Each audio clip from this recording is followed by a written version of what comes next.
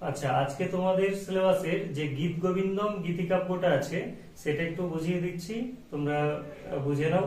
তাহলে পরীক্ষায় তোমরা এটা নিজেরা বানিয়েও লিখতে পারবে, আলাদা করে তোমাদের নোটস মুখস্থ করার প্রয়োজন পড়বে না। তো মন দিয়ে শোনো, প্রথম থেকে একদম শেষ পর্যন্ত। আমি চেষ্টা করব বাস্তব উদাহরণ দিয়ে পড়াটাকে বোঝানোর, যাতে তোমাদের মনে থেকে যায়। তো প্রথমেই গীত গোবিন্দ আমি যখন বোঝাবো এটা, তখন কিভাবে নোটটা সাজাবে সেটাও আমি তোমাদের একবারে বলে দেবো, যে পরীক্ষায় আসলে তুমি যদি লেখো তখন কিভাবে সাজিয়ে লিখবে সেটাও জানিয়ে দিচ্ছি। তো প্রশ্ন কিভাবে থাকতে পারে, যে টিকা লেখো গীত গোবিন্দম অথবা জয়দেব, এরকম থাকতে পারে। অথবা এরকমও প্রশ্ন থাকতে পারে যে সংস্কৃত সাহিত্যের ইতিহাসে যে জয়দেব রচিত ভক্তিমূলক গীতিকাব্যটি নিয়ে আলোচনা করো। বোঝা গেল?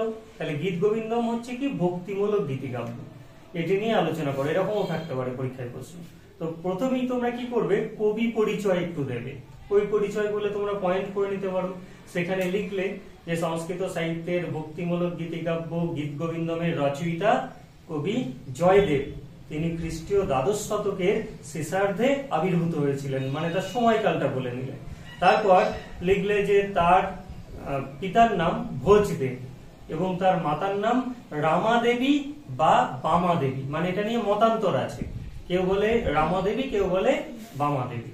এবং তার কাব্যে তার পত্নীর নাম আমরা জানতে পারি, কি নাম? পদ্মাবতী। এবং তিনি পশ্চিমবঙ্গের বীরভূম জেলার অজয় নদীর তীরবর্তী কেন্দুবিল্ব বা কেঁদুলি বা কেন্দুলি নামক গ্রামে জন্মগ্রহণ করেছিলেন। তাহলে কোন জেলায় জন্মগ্রহণ করেছিলেন? বীরভূম জেলায়। দেখবে এখনো অনেক গানের মধ্যেও তোমরা পাবে, ওই যশোদা সরকার বলে একটা বাউল শিল্পী আছে, ওর গানে আমি শুনেছিলাম যে বীরভূমের জয়দেবের মেলাতে, এরকম একটা দেখবে গানের লাইন আছে। মানে এখনো জয়দেবের মেলা কিন্তু বীরভূম জেলায় হয়। বুঝতে পেরেছো? তাহলে প্রথমে কবি পরিচয় এগুলো লিখলে, যে কোন সময় তিনি আবির্ভূত হয়েছেন খ্রিস্টীয় দ্বাদশ শতকে, পিতার নাম, মাতার নাম, পত্নীর নাম এবং কোথায় তিনি জন্মগ্রহণ করেছেন। এবার বিষয়বস্তুর দিকে যাচ্ছি। কাব্য পরিচয়, কাব্য সম্পর্কে এই গীত গোবিন্দম কাব্য নিয়ে আলোচনা করব। তাহলে প্রথমে কাব্য পরিচয় বলে পয়েন্ট করে নিলে, এরপর দিয়ে এইরকম লিখলে একটা দুটো লাইন, যে ভাগবতের অনুকরণে দ্বাদশ স্বর্গে মানে 12টি স্বর্গে এই গীত গোবিন্দম তিনি রচনা করেন এবং এটির বিষয়বস্তু নিম্নরূপ। এবার বিষয়বস্তুটা বলছি, একদম সহজ করে গল্পের মতো করে বলছি, তোমরা মন দিয়ে শোনো। বসন্তকাল সমাগত, সমাগত মানে কি? চলে এসেছে, বসন্তকাল এসেছে। এবং প্রেমলীলার পরম নায়ক, প্রেমলীলার পরম নায়ক কে? শ্রীকৃষ্ণ। এবং পরম নায়িকাকে বলো কে? শ্রী রাধা। তো এরা পরস্পর মিলন কামনায় ব্যাকুল, মানে এক অপরের সঙ্গে মিলিত হতে চাইছে। আর এই শ্রীকৃষ্ণ সখীর মুখ থেকে রাধার হৃদয়ের অবস্থা জানতে পেরেছে। রাধার হৃদয়ের অবস্থা জানতে পেরে কৃষ্ণ কি করেছে, ওই রাধাকে সেখানে আসার জন্য অনুরোধ করেছে, মানে তাকে খবর পাঠিয়েছে, সংবাদ পাঠিয়েছে।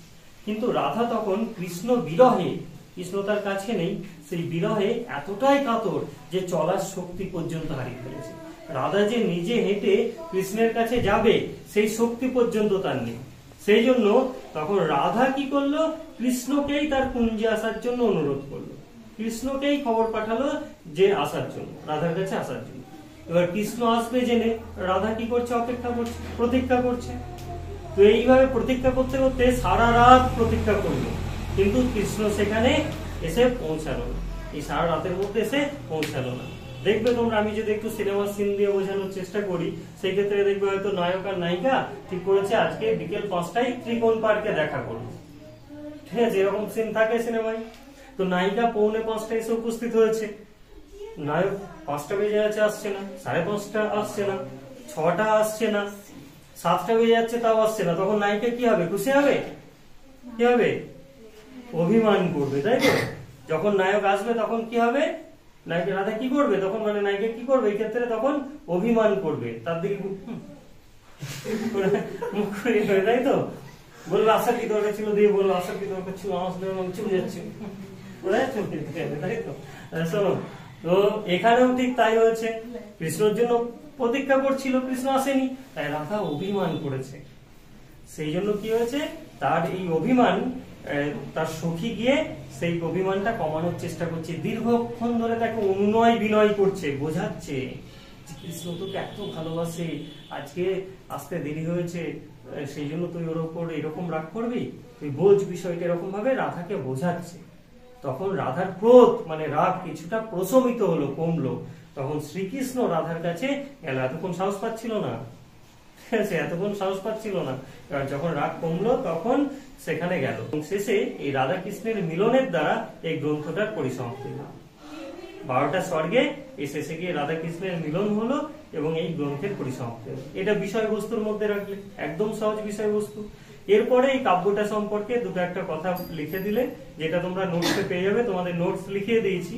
আর তোমরা যারা এই নোটসটা, যারা ইউটিউবে ক্লাসটা দেখছো, মানে এই বিষয়বস্তুটা বুঝে নিলে, তোমরা যদি এই নোটসের প্রয়োজন থাকে তাহলে অবশ্যই তোমরা কমেন্ট করবে যে আমার স্যার নোটসটা লাগবে। এই কমেন্টটা করে সেটা স্ক্রিনশট নিয়ে আমার 9735888135 এই নাম্বারে হোয়াটসঅ্যাপ করবে। হোয়াটসঅ্যাপে আমি তোমাকে এই নোটের পিডিএফটা পাঠিয়ে দেবো। আর চ্যানেলে নতুন হলে অবশ্যই চ্যানেল সাবস্ক্রাইব করে রেখো পরবর্তী ভিডিওগুলো দেখার জন্য।